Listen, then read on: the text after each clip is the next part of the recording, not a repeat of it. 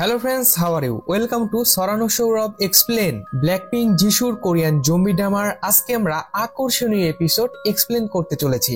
যারা যারা এখনো এপিসোড 1 এবং এপিসোড 2 দেখোনি, ডেসক্রিপশন বক্স এবং পিন কমেন্টে লিংক দেওয়া আছে, সেখান থেকে এখনই দেখে ফেলো। তো এখনই আমাদের চ্যানেলটি সাবস্ক্রাইব করে রাখো। তো চলো আজকের এই আকর্ষণীয় এপিসোডটি শুরু করা যাক।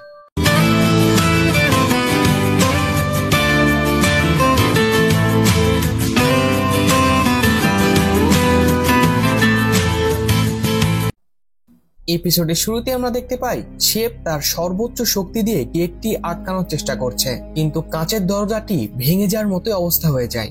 তখন ইউন একটি টেবিল নিয়ে আসে এবং সেটিতে আগুন ধরিয়ে দেয়, আর ইউন এসে দরজা থেকে সবাইকে সরে যেতে বলে।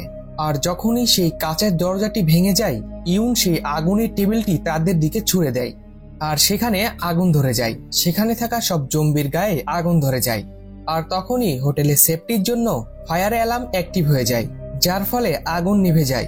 আর তখন জম্বিগুলো আবারও তাদের পেছনে আসতে শুরু করে। ইউনরা তখন দৌড়ে সিঁড়ির কাছে যায় এবং গেট বন্ধ করে দেয়, আর তারা সিঁড়ি দিয়ে ওপরে ওঠা শুরু করে। এরপরে আমরা দেখি হোটেলের শেফের অবস্থা খুবই খারাপ। এরপরে আমাদের দেখানো হয় জু এবং তার ম্যানেজার পুলিশ স্টেশনের বাইরে দাঁড়িয়ে আছে।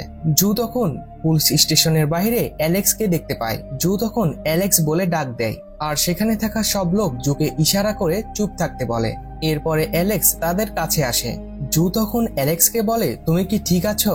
অ্যালেক্স বলে, আমি ঠিক আছি, কিন্তু তোমরা দুজন কি ঠিক আছো? জু তখন বলে, হ্যাঁ আমরাও ঠিক আছি, কিন্তু পুলিশ স্টেশনের ভেতরে কি কেউ আছে? অ্যালেক্স বলে, পুলিশ স্টেশনের ভেতরে কেউ নেই। জু তখন বলে, এখানে থাকা সব লোক নীরবতা পালন করছে কেন? অ্যালেক্স তখন বলে, সবাই চুপচাপ আছে, এর কারণ হলো তারা কথা বললে হয়তো এখানে জম্বি চলে আসতে পারে, তো জম্বির ভয়ে তারা সকলেই চুপ আছে। জম্বিগুলো এতটাই ভয়ানক যে তারা ফোনের রিংটং শুনলেও চলে আসতে পারে। তখন অ্যালেক্স তাদের বলে, তোমরা তোমাদের ফোনগুলো বন্ধ করে রাখো। তখন জুয়ের ম্যানেজার জিনহুক বলে, আমার কাছে তো ফোনই নেই, আমার ফোনটি চুরি হয়ে গেছে, আমি কি করে রিংটং বন্ধ করব? আর জু তখন তার ফোনটি অফ করে ফেলে। এখানে জিনহুক অ্যালেক্সকে দেখে জেলাসি ফিল করে। পরবর্তী সিনে আমাদের দেখানো হয় সোলজাররা ইউনিটের দিকে যাচ্ছে, আর ইনহু প্রথমে পৌঁছে যায়। ইনহুক যে দেখে এই দরজাটি আগে থেকেই খোলা, আর তখন সব সোলজার ইনহুককে দেখে। তখন সোলজাররা বলে, তোমরা কি ঠিক আছো? তখন সেখানে সুজাংও চলে আসে। এরপরে ইনহুক ইউন এবং শেফজনকে ওপরে আসার কথা বলে, যে গেট খুলে গিয়েছে, তাড়াতাড়ি তোমরা ওপরে চলে আসো। এরপরে সবাই ওপরে চলে যায়। এখানে ইউন জুয়ের বিষয়ে ভাবতে থাকে। এর পরের সিনে আমরা দেখি জিনহুক, অ্যালেক্স এবং জু পুলিশ স্টেশনের বাইরেই বসে আছে। তখন সেখানে কিছু লোক আসে, আর তাদের সাথে উগ্র মেজাজে কথা বলে, আর তারা সকলেই পুলিশ স্টেশনের ভেতরে যায়। জুয়েরা পুলিশ স্টেশনের বাইরে দাঁড়িয়েছিল। জু তখন অ্যালেক্সকে জিজ্ঞাসা করে, এই লোকেরা কি? অ্যালেক্স তখন বলে, এরা এদের অস্ত্র নিতে এসেছে, যেটা পুলিশ স্টেশনের ভেতরেই আছে, কারণ এই লোকেরা তাদের অস্ত্র পুলিশ স্টেশনের ভেতরেই রেখে দেয়, কারণ তাদের কাছে এইভাবে অস্ত্র রাখাটা অবৈধ। এই কারণে তারা তাদের অস্ত্রগুলো পুলিশ স্টেশনের ভেতরেই রেখে দেয়, সেই অস্ত্রগুলোই তারা নিতে এসেছে। আর অ্যালেক্স এটাও বলে, এখন তো সব সোলজারের কাছেই অস্ত্র রয়েছে। আর এটা শুনে জুয়ের ইউনের কথা মনে পড়ে যায়। এরপরে আমাদের দেখানো হয় ইউনের হেড ইউনের উপরে রেগে যায়। ইউনের হেড বলে, তুমি কেন সিভিলিয়ানদের ভেতরে নিয়ে এসেছো? তুমি জানো না এই ইউনিটে সিভিলিয়ানদের নিয়ে আসা নিষেধ? সুচাং তখন বলে, আপনি কি পরিস্থিতি বুঝতে পারছেন না? আর এখন সবাই সবার পরিবারের সাথে যোগাযোগ রাখাটা খুবই গুরুত্বপূর্ণ। ইউনের হেড তখন সুচাংকে বলে, তুমি এখানে কি করছো? এখানে সিভিলিয়ানদের আসা নিষেধ, তুমি এটা জানো না? আর তখন তারা সকলেই একটা শব্দ শুনতে পায়। সেখানে থাকা জম্বিগুলো তাদের নিচের গেটটি ভেঙে ফেলেছে, আর তারা এখন ওপরের দিকে আসছে। এউন তাদের সোলজারকে সেখানে থাকা গেটটি বন্ধ করে দিতে বলে, আর তখনই দেখা যায় জম্বিগুলো ওপরে চলে এসেছে। তারা তাড়াতাড়ি করে গেটটি লাগিয়ে দেয়। আর এখানে এউন তার হেডের কাছ থেকে তার ফোনটি চায়, যাতে করে সে জুয়ের খোঁজ নিতে পারে। আর এইদিকে শেফজন নিচে পড়ে যায়। ইনহুক তখন সব সোলজারদের বলে, তাড়াতাড়ি গেটটি বন্ধ করে দাও, এরা সকলেই জম্বি। কিন্তু ইনহুকের কথা কেউ বিশ্বাস করে না। সুচাং তখন বলে, আমরা কি এখানে মজা করছি নাকি? আপনাদের কি মনে হয়? আমাদের পোশাকের দিকে তাকান, আমাদের অবস্থা কি দেখুন। এরপরে সুজাং শেফজংকে উঠানোর চেষ্টা করে, কিন্তু শেফজং উঠছিল না। কিছুক্ষণের মধ্যেই শেফজং জম্বিতে পরিণত হয়, আর সব সোলজাররা তার সাথে ফাইট করে। এরপরে আমরা দেখি জু আর তার ম্যানেজার পুলিশ স্টেশনের বাইরেই দাঁড়িয়ে আছে। আর তখনই জুয়েরা দেখে পুলিশ স্টেশনের ভেতর থেকে জম্বিরা বের হয়ে আসছে, আর সেখানে থাকা অস্ত্রধারী লোকেরা জম্বিদের মারতে শুরু করে। ইয়নজু আর তার ম্যানেজার সেখান থেকে পালিয়ে যায়। এর পরের সিনে আমাদের দেখানো হয় সোলজারদের মধ্যে এক সোলজার বলে তার গর্দানটি ভেঙে ফেলো। যখনই সেই সোলজারটি তার ঘাড় ভাঙতে যায়, জম্বিটি তাকে কামড়ে দেয় এবং তার মাংস ছিঁড়ে ফেলে। এরপরে ইনহু শেপজংকে মেরে দেয়, আর তখন তাদের হেড ইনহুকের ওপরে রেগে যায়। কিন্তু ইউন তাকে বাঁচাতে চলে আসে আর তার হেডকে বলে আমরা যদি তাকে মেরেই না ফেলতাম তাহলে এখানে থাকা আমরা সবাই মারা পড়তাম, কারণ সে জম্বি হয়ে গিয়েছিল। তখন তাদের হেড ইউনকে পানিশমেন্ট দেয়। এরপরে সুজাং আর সেই সোলজার মিলে সেই সোলজারটি ট্রিটমেন্ট করে যে সোলজারকে জম্বিটি কামড় মেরেছিল। হঠাৎ করে সেই সোলজারটি উঠে বসে পড়ে, আর সেখানে থাকা সবাই তো এটি দেখে ভয় পেয়ে যায় যে সেও কি জম্বি হয়ে গেল নাকি। আর সবাই সেখানে থাকা কিছু না কিছু হাতিয়ার উঠিয়ে নেয়, কিন্তু তারা দেখে সেই সোলজার অর্থাৎ জম্বিটি কিছুক্ষণের মধ্যেই মারা যায়। কিন্তু এটি শুধু তাদের কাছেই মনে হয় যে জম্বিটি মারা গিয়েছে, সত্যি কি সেই জম্বিটি মারা গিয়েছে কিনা তারা কেউ বুঝতে পারে না। এরপরে ইনহু আর ইউনকে সিচুয়েশন রুমে নিয়ে আসা হয়। ইউনরা তার হেড সোলজারকে বলে আমাদেরকে আমাদের ফোন দিয়ে দেওয়া উচিত, কারণ আমরা আমাদের ফ্যামিলির সাথে কথা বলতে চাই, আর এই সময় আমাদের ফ্যামিলির খোঁজ নেওয়াটা অনেক গুরুত্বপূর্ণ। তখন তাদের হেড সোলজারটি তাদের কথা শোনে এবং তাদেরকে তাদের ফোনটি দিয়ে দেয়। আর সুজাংও তাদের সাথেই ছিল। সেখানে থাকা একজন সোলজার সুজানের স্পেশাল ট্রিট করায়। ইউন যখনই তার ফোনটি খোলে তখন সে দেখে জুয়ের এসএমএস এসেছে। পরের সিনে আমরা দেখি জু আর তার ম্যানেজার দৌড়ে পালাচ্ছিল, আর তাদের পেছনেই ছিল অনেকগুলো জম্বি। তারা যখনই তাদের সামনে একটি জম্বি দেখে তারা সেখানে থাকা একটি বারে ঢুকে পড়ে, আর কিছুক্ষণ পরে সেই বারে অ্যালেক্সও চলে আসে। আর তারা সেই বার থেকে বাইরের পরিবেশ দেখছিল। তারা দেখে বাইরের অবস্থা খুবই খারাপ। আর তখন জু অ্যালেক্সকে বলে তুমি যদি না থাকতে তাহলে আমরা কি করতাম।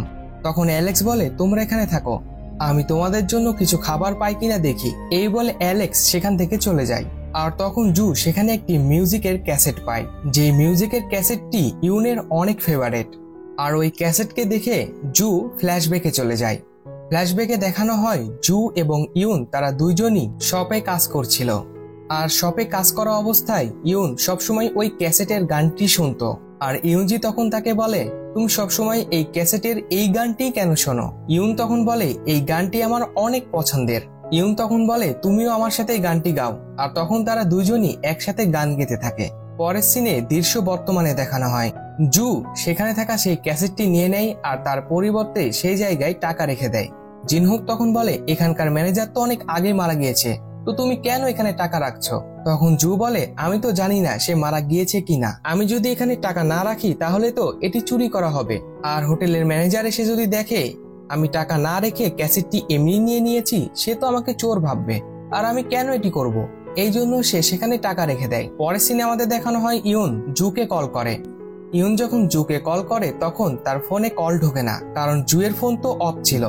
জুয়ের সব এসএমএস গুলো দেখতে পায়। এদিকে সব সোলজাররা তার ফ্যামিলির সাথে কথা বলছিল। এদিকে সুজাংও ফোনে কথা বলছে। তখন এক সোলজার বলে আপনি কি আপনার বয়ফ্রেন্ডের সাথে কথা বলছেন। সুজাং তখন বলে না, আমি আমার ভাইয়ের সাথে কথা বলছি, সে আমার ভাই হয়। তখন সেই সোলজারটি এটি শুনে অনেক খুশি হয়।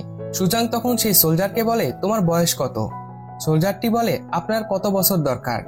পরের সিনে আমাদের দেখানো হয় ইউন জুয়ের এসএমএস গুলো পড়ে অনেক কান্না করতে থাকে, আর সে বারবারই জুকে কল করতে থাকে, কিন্তু কল যায় না। এই জন্য সে জুকে অনেকগুলো এসএমএস পাঠিয়ে রাখে। আর তখন ইউন দেখে ইনহুকও তার পরিবারের সাথে কথা বলছে, আর ইউন জিনহুকের পেছনে দাঁড়িয়ে থেকে তার কথা শুনছে। আর কিছুক্ষণ পরে ইউনও সেখান থেকে চলে যায়। আর তখন আরো একজন সোলজার আসে আর ইউনকে বলে তুমি কান্না করছো কেন। আর সেই সোলজারটি আরো বলে তুমি কি তোমার বাবা মায়ের সাথে কথা বলেছো। ইউন তখন বলে না, ওরা তো এখন আফ্রিকাতে আছে। সোলজার তখন বলে ওরা সেখানে কি করছে। ইউন তখন বলে তারা সেখানে ট্যুরে গেছে।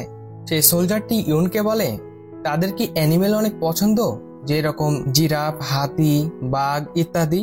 ইউন তখন বলে ওদের হাতি অনেক পছন্দ। তখন সেই সোলজারটি বলে আফ্রিকা কি নিরাপদ।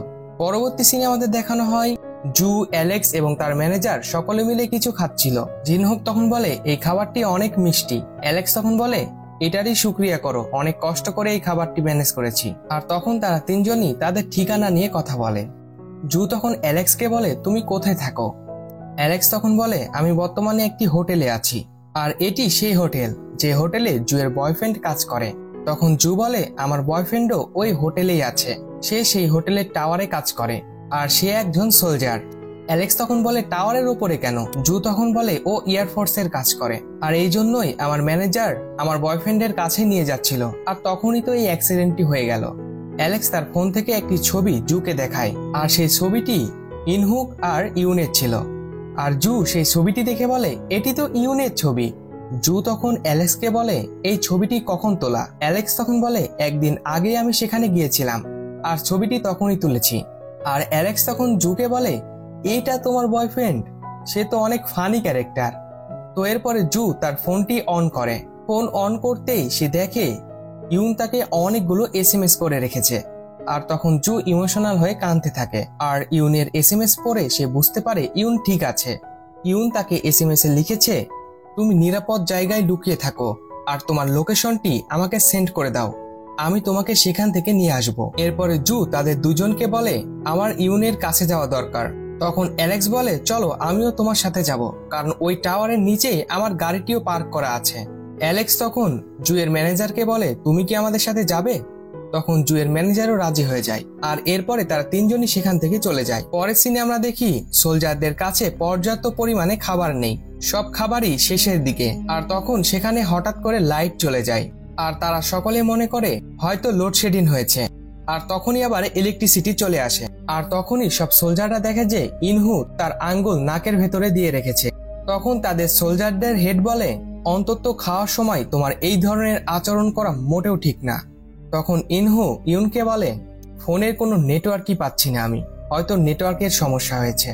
এর পরের সিনে আমাদের দেখানো হয় জু, অ্যালেক্স এবং জুয়ের ম্যানেজার তারা রাস্তায় চলে আসে। তারা জম্বিদের থেকে লুকিয়ে লুকিয়েই যাচ্ছিল। তারা রাস্তা দিয়ে খুব সতর্কতার সাথে লুকিয়ে লুকিয়ে যাচ্ছিল যাতে করে কোনো জম্বি তাদেরকে যাতে দেখতে না পায়। কিন্তু তারা দেখে চারিদিকে শুধু জম্বি আর জম্বি। আর তখন হঠাৎ করে জু রাস্তায় পড়ে যায়। তখন জুয়ের ম্যানেজার বলে তোমার জুতার ফিতা খোলা, তোমার জুতার ফিতাটি বেঁধে নাও, এই কারণে হয়তো তুমি পড়ে গেছো। জু যখনই তার জুতার দিকে তাকায় তখনই তার ইউনের কথা মনে পড়ে যায় আর সে কান্না করতে থাকে। আর জু তখন ইউনকে স্মরণ করতে থাকে, সে ভাবতে থাকে ইউন কিভাবে তার জুতার ফিতা বেঁধে দিত। এরপরে আমাদের দেখানো হয় সোলজাররা খাবার খাচ্ছিল আর তখনই কেউ দরজা নক করে। তখন সুজাং বলে সেই সোলজারটি না আবার চলে আসে যে জম্বি হয়ে গিয়েছিল। কিন্তু সুজাং বলে কিন্তু সে তো মারা গিয়েছে, সে কিভাবে আসবে? তখন সেখানে থাকা সব সোলজাররা ভয় পেয়ে যায় আর তারা হাতে একটি করে নাইফ নিয়ে নেয়। তখন তাদের হেড সোলজারটি দরজাটি জোরে খুলে ফেলে আর সেই জম্বি সোলজারটি দূরে যেয়ে পড়ে। আর তখনই এক সোলজার ভেতর থেকে সেই জম্বি সোলজারের কাছে চলে যায়, কারণ সেই সোলজারটি সেই জম্বি সোলজারের অনেক কাছের ছিল। আর এই সোলজারটির কারণেই সেই সোলজারটি জম্বি হয়ে গিয়েছিল, কারণ সেই তাকে সেই ডোরের কাছে যেতে বলেছিল। কারণ সেই সোলজারটি শেফজংয়ের ঘাড় ভাঙার কথা বলেছিল আর সে ঘাড় ভাঙতে গিয়েই শেফজংয়ের কামড়ে সেও জম্বি হয়ে গিয়েছে। এইদিকে যখনই সেই সোলজারটি সেই জম্বি সোলজারের কাছে যায় তখনই সেই জম্বি তাকে কামড় দিয়ে দেয় এবং তাকে খেতে শুরু করে। তখন সেখানে থাকা সব সোলজাররা তাকে গুলি করতে শুরু করে দেয়, কিন্তু সেই জম্বিটি কিছুতেই মরছিল না। তখন ইউন বলে তার মাথায় গুলি করো, তাহলে সে মরে যাবে। আর তখন তারা সেটাই করে আর তখন সেই জম্বিটি মারা যায়। তো এখনই আমাদের চ্যানেলটি সাবস্ক্রাইব করে রাখো। আর এই এপিসোডটি এখানে শেষ হয়ে যায়। ভিডিওটি ভালো লেগে থাকলে লাইক, কমেন্ট এবং শেয়ার করতে ভুলবে না। আর পরবর্তী আকর্ষণীয় সব এপিসোড দেখতে এখনই আমাদের চ্যানেলটি সাবস্ক্রাইব করে রাখো, যাতে সবার আগে তোমার কাছে ভিডিওর নোটিফিকেশন চলে যায়। তো ভিডিওটি শেষ পর্যন্ত দেখার জন্য অসংখ্য ধন্যবাদ।